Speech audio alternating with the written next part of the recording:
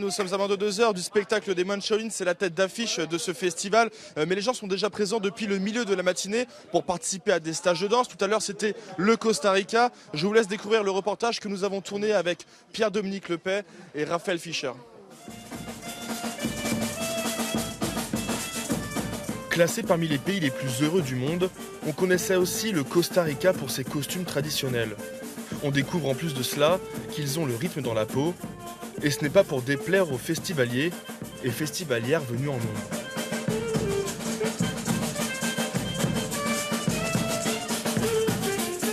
Ça permet de connaître leur façon de danser, de voir. Et c'est vrai que c'est très représentatif, la danse en plus. Il faut coordonner les mains, les pieds. C'est un peu difficile, mais ça vient. Ça permet de voyager sans bouger, presque sans bouger.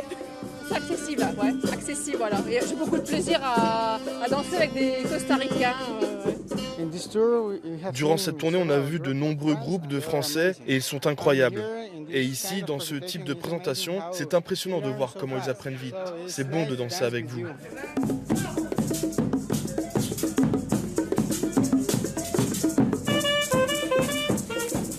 Plusieurs styles de musique sont joués comme la musique guanacasteque avec des influences espagnoles, cubaines et colombiennes. Toujours accompagnés de courts chants joyeux. Un apprentissage difficile pour les Français, mais qui se déroule forcément dans la bonne humeur.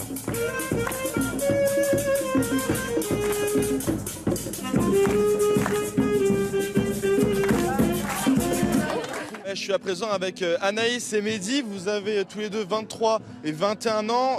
Sur ce festival, il y a quand même 250 bénévoles, près de 70 jeunes. Anaïs, quel est le but de votre travail ?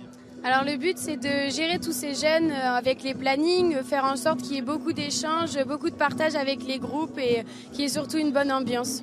Mehdi, est-ce que c'est une pression quand même d'être chef bénévole ? C'est une pression avant le festival parce qu'il faut qu'on organise tous les plannings, il faut qu'on prépare les jeunes, il faut qu'on les inscrive, il y a toute une des démarches à faire avec eux. Puis c'est une pression pendant parce qu'il y a tous les préparatifs, les débriefings avec eux. Et après là, pour l'instant, c'est plutôt cool pour nous parce que ça roule, mais après ça va être aussi dangereux.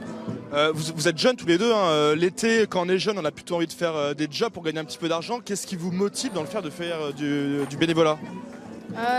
C'est vraiment le partage, envie de partager beaucoup de choses et de transmettre surtout beaucoup de choses à nos jeunes. Moi j'ai la chance de pouvoir prendre des vacances pour ça, parce que c'est une passion, ça fait quand même 5 ans que je le fais. Puis ouais, j'aime bien ce que je fais, c'est enrichissant, c'est plein de valeurs humaines qu'on retrouve ici, donc j'aime bien ce que je fais.